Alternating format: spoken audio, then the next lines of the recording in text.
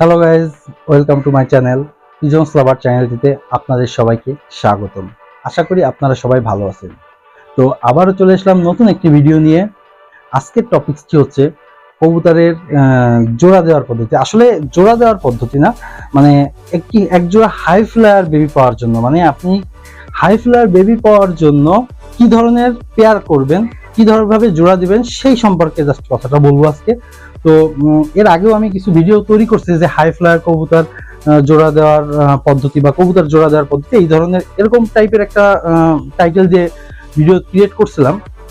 তো ওইটার থেকে একটু আপগ্রেড কিছু নিয়ে এই ভিডিওটা, তারপরেও যদি এই ভিডিওটা শুধু এক সাইডের হাই ফ্লায়ার কবুতর বাচ্চা পাওয়ার জন্য কি ধরনের পেয়ার আপ করবেন সেইটা নিয়ে এই ভিডিওটা। তো আপনারা দেখতে পাচ্ছেন যে আমার পিছনে প্রতিটা খাঁচায় একটি করে কবুতর। আসলে বর্তমান যে সিজনটা চলতেছে, এই সিজনের কারণে আমি সব জোড়াগুলো আলাদা করে দিছি। এখন আপাতত সবই সিঙ্গেল আছে, ব্রিডিং পেয়ার সব সিঙ্গেল করে রাখছি। হয়তো 1 মাস বা 1.5 মাস পরে আমি আবার পেয়ার আপ করবো। তো কথা না বাড়িয়ে আমি আপনাদের দেখাই সরাসরি।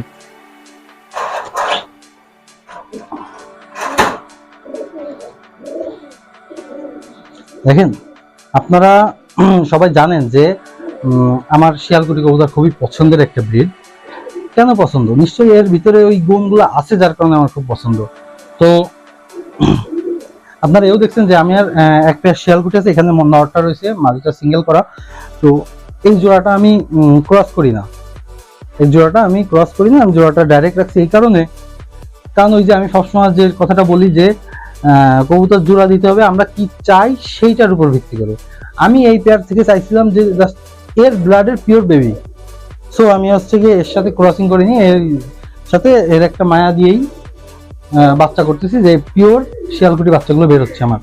এগুলো আমি উড়ানোর জন্য চাচ্ছি না, আমি চাচ্ছিলাম যে ওর ব্লাডের পিওর বেবি আমার কাছে থাক, এই কারণেই আমি ওদের জোর দেওয়া। আচ্ছা, এই যে নটটা দেখতেছেন শিয়ালকুটি একটা কবুতর, চোখটা একটু দেখেন, দেখছেন এই যে পাক। তো এই নটটা আমার কিন্তু খালিশপুর হাট থেকে কেনা, এই নট আমি নিজে যে পছন্দ করে কিনছিলাম। আর এও বলে দিচ্ছি এটা হচ্ছে গিয়ে খালিশপুর হাটে কবুতর বিক্রি করে রফিক নাম আছে, ওর কাছ থেকে কিনা। আচ্ছা, যাই হোক, বেশ আগের কথা, মানে প্রায় 1.5 বছর আগের কথা বললাম আপনাদের। তো এর সাথে আমি কি ধরনের কবুতর পেয়ার আপ করছি জানেন? শিয়ালকুটি কবুতরের বৈশিষ্ট্য আগে জানতে হবে, ফ্লাইং বৈশিষ্ট্য, মানে কবুতর উড়ার বৈশিষ্ট্যগুলো জানতে হবে।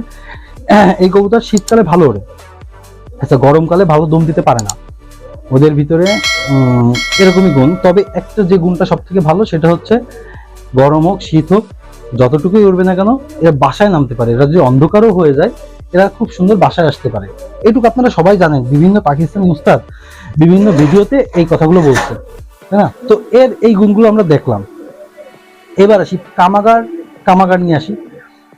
যেহেতু এর সাথে আমি কামাগার দিয়ে একটা পেয়ার আপ করছি, তো কামাগার নিয়ে আসি। কামাগারের গরম হোক বা শীত হোক, গরমেও একটা বড় দম করতে পারে, সেই ক্ষমতা ওর ভিতরে আছে। কামাগার ব্লাড লাইনের কবুতরের ভিতরে অবশ্যই ব্লাড লাইন ভালো হতে হবে।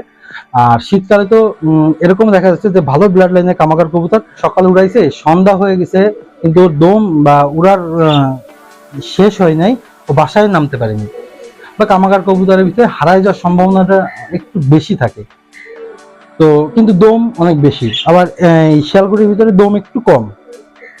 আমি বলবো না যে একেবারে খারাপ বা একেবারে দম কম, দেশি কবুতর না, অনেক ভালো কবুতর শিয়ালকুটির কবুতর, কিন্তু দম তুলনামূলক কামাগারের তুলনামূলক কম। তো আমি যখন এই দুইটাকে ক্রস ব্রিডে আনতেছি, পেয়ার করতেছি, তো এর সাথে কামাগার মানে শিয়ালকুটি আর কামাগার জোড়া দেওয়ার কারণে কি হচ্ছে, শিয়ালকুটির পাক খাটো খাটো হয়, কামাগারের পাক হয় লম্বা। এই দুটো ব্যালেন্স হচ্ছে, বাচ্চার ভিতরে ব্যালেন্স চলে আসতেছে। আচ্ছা, কামাগারের পাক অনেক চিকুন হয়, শিয়ালকুটির পাক একটু মোটা চওড়া হয়, সো এইটাও বাচ্চার কাছে ব্যালেন্স চলে আসতেছে, দুইটা মিক্স হয়ে। আচ্ছা, উড়ার দিকেতে কামাগারের দম অনেক বেশি আর শিয়ালকুটির দম একটু কম, সো এটাও ব্যালেন্স আসতেছে। কামাগার অত বেশি দমটাকে একটু কমিয়ে নিয়ে আসতেছে, আর এই শিয়ালকুটি একটু বাড়িয়ে যাচ্ছে। তার মানে কি বেবির ভিতরে এই উড়ার ক্ষমতা ব্যালেন্স হচ্ছে, মানে মিডিয়াম সবকিছু। কবুতর বাজিতে মিডিয়াম ইজ দ্য বেস্ট, সবকিছু মিডিয়ামে রাখতে হবে, তাহলে একজোড়া ভালো হাই ফ্লায়ার বেবি আপনি পাবেন। এবার শিয়ালকুটি কবুতর তো আপনি অ্যাভেলেবেল আছে বাংলাদেশে বর্তমানে। আমার মনে হয় পাকিস্তানের বেশি শিয়ালকুটি বাংলাদেশে চলে আসে, ক্যাবিও এই সেম পর্যায়ে, মানে পাকিস্তানি কবুতরই বেশি। বেশিরভাগ মানুষ, বেশিরভাগ কবুতরবাজি দেশি কবুতর তো আস্তে আস্তে আউটই করে দিচ্ছে। তবে কিছু কিছু কবুতরবাজ আছে যারা দেশি কবুতর এখনো ধরে রাখছে। আমি তাদের কাছে কৃতজ্ঞ যে তারা আমাদের দেশি কবুতরগুলো ধরে রাখতেছে। আমি নিজেও তো পারি নাই, আমার নিজেরই কাছে মাত্র 3 পিস দেশি কবুতর আছে, আমার দেশের কবুতর। আসলে কি দেশি কবুতর ভালো হাই ফ্লায়ার কবুতর ম্যানেজ করা তো খুব কষ্টকর। তো আমি এই 3 পিসই পাইছি, হয়তো অনেক ভালো, যার কারণে আমি রেখে দিছি। তো মূল টপিকসে ফিরে আসি। এই যখন আপনারা এইভাবে পেয়ার আপ করে এইভাবে মাথা খাটাবেন যে আমার এই কবুতরের ভিতরে এই জিনিসটা কমতি আছে, আর একটা কবুতরের ভিতরে এই বিষয়টা বেশি আছে, তো এদেরকে পেয়ার আপ করলে বাচ্চা মিডিল পর্যায়ে আসবে, আর এটাই হবে বেস্ট কবুতর। হ্যাঁ, একটা জিনিস কি, আপনি যখন শিয়ালকুটি গ্রুপের কবুতরের সাথে কামাগারের গ্রুপ জোর দেবেন, বাচ্চার কালার তো আসবেই না, ভালো আসবে না, কেউ পছন্দ করবে না, হয়তো চোখের ভিতরে হালকা লালচে আসবে, কালচে আসবে, হ্যাঁ ঠিক মতো চট আসবে না, সাদাশি আসবে, কেউ পছন্দ করবে না আপনার কবুতর দেখলে। কিন্তু আপনি জানেন আপনার কবুতর কি, ওই কবুতর যখন আপনি উড়াবেন, আপনি যখন আকাশে দেবেন, তখন আপনার মন ভরে যাবে। তখন আপনি আপনার একজোড়া পিওর ব্লাডের বাচ্চা আপনি যদি কারোর কাছে বিক্রি করতে চান, আপনি যে দাম চাবেন তার থেকে যখন আপনি এই ক্রস ব্রিডের দাম আপনি তখন বেশি যাবেন, কারণ আপনি নিজে জানেন যে আপনার এই ক্রস ব্রিডের বাচ্চা বেস্ট। আমি বলতেছি না শুধু ক্রস ব্রিডই বেস্ট হয়, আমি বলতেছি সহজ উপায়ে আপনারা কিভাবে ভালো কবুতর তৈরি করতে পারেন। সো আমাদের বাংলাদেশে একটা সমস্যা কি জানেন, পিওর তো পিওরই, একটা কবুতরের যদি মাথায় এখানে একটু কালো থাকে, তো সে ওয়েট করবে কবে ওরকম একটা মাদি পাবো যার এখানে একটু কালো, সেরকম ভাবে জোর দেবে, মানে কালারে কালারে জোর দিতে খুব পছন্দ করে আমাদের দেশের মানুষজনরা। তো আমি বলবো এই কালারের দিক থেকে চলে আসেন, কালারের দিকে নজর দিয়েন না, আপনি ভালো ব্লাড লাইনের কবুতর কালেক্ট করেন। হ্যাঁ, নিজের পরবর্তী ভবিষ্যৎ পরিকল্পনা করে হয়তো আপনি পিওরিটি বাচ্চা 1-2 পেয়ার বের করে রেখে দিলেন, যেটা আপনার পরবর্তীতে কাজে আসবে।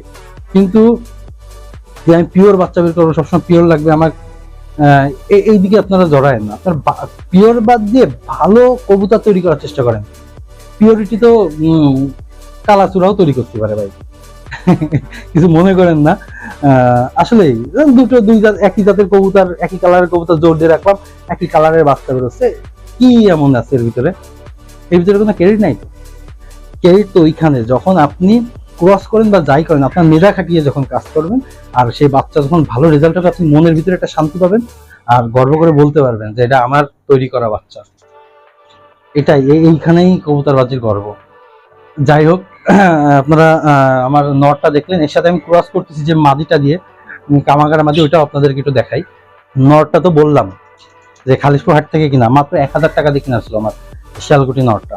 তো ভিডিও দেখে আবার কেউ ফোন দিয়ে বলেন না যে ভাই আপনার 1000 টাকা দিয়ে কিনা আমি কিছু বাড়াই দিচ্ছি, আমার কাছে বিক্রি করেন। ভাই আমার পছন্দের কবুতর, আমি কিন্তু এগুলো বিক্রি করতেছি না, আমার only breeding pair, only 7 pair আছে, তো এই 7 পেয়ার কিন্তু আমি বিক্রি করতেছি না, মানে এগুলো আমার পছন্দের কবুতর, যার কারণে এই ব্রিডিং পেয়ার, এই জন্য কেউ আমার ফোন দিবেন না প্লিজ, দয়া করে।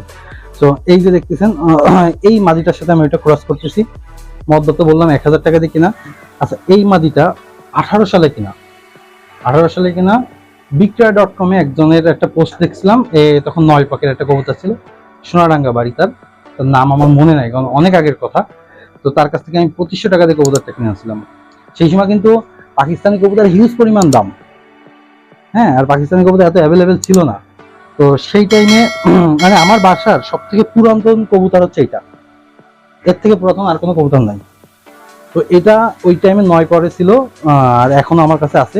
এত কালারফুল ছিল না, জাস্ট মাথার চটটা ছিল, আস্তে আস্তে বয়সের সাথে সাথে বডির ছোপ বাড়তেছে, এই ছোপগুলো। তো এটা দেখেন, পাকগুলো দেখেন, মল্টিং আছে, 10 নম্বর পাক ছাড়ছে। আর তাছাড়া এমনি মাথার এখান থেকেও মল্টিং শুরু হয়েছে আর কি, এদেরকে সিঙ্গেল করা আছে।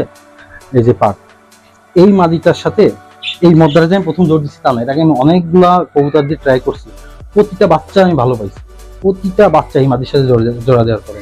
কিন্তু একটা পর্যায়ে দেখা যায় কি, আমি যে কবুতরগুলো দিতাম ওই কবুতরগুলোর ভিতরে একটু বেশি ল্যাকিং ছিল, যার কারণে ওই কবুতরগুলো আমি সাইড করে দিচ্ছি, এগুলো আমার কাছে নাই।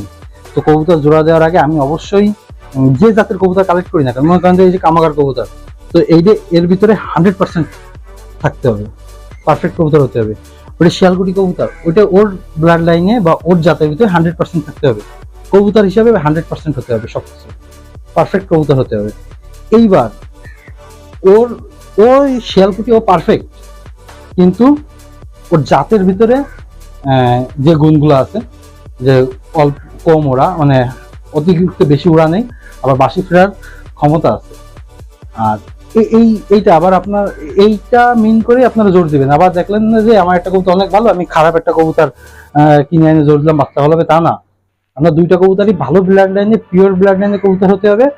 আর ওর ভিতরে বিভিন্ন যে গুণগুলো অনেকে দেখে না, অনেক প্রস্তাবরা বলে হাড্ডি, জোর, পাক, আমি মনে করি প্রতিটা বিষয়েরই গুরুত্ব আছে। যার কারণে আপনারা সেই সব ভিডিও দেখতে পারেন যে একটা ভালো কবুতর কিভাবে চিনতে হয়, পাক কিভাবে দেখতে হয়, পাক, চোখ, নখ, বডি, জোর, হাড্ডি, এগুলো সব আপনারা দেখবেন।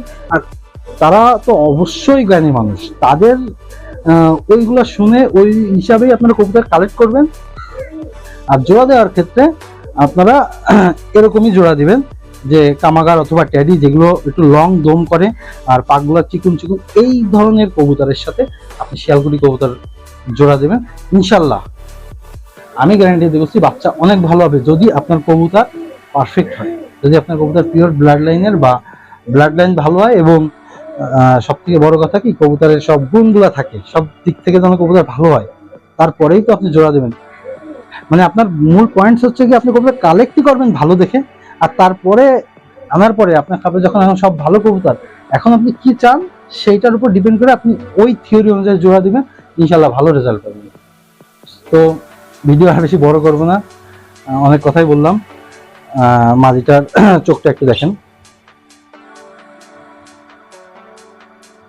তো ধন্যবাদ সবাইকে, আমার সাথে থাকবেন, পাশে থাকবেন, আমাকে সাপোর্ট করে যাবেন, এবং অবশ্যই আমার চ্যানেলটি সাবস্ক্রাইব করে যাবেন। ধন্যবাদ সবাইকে।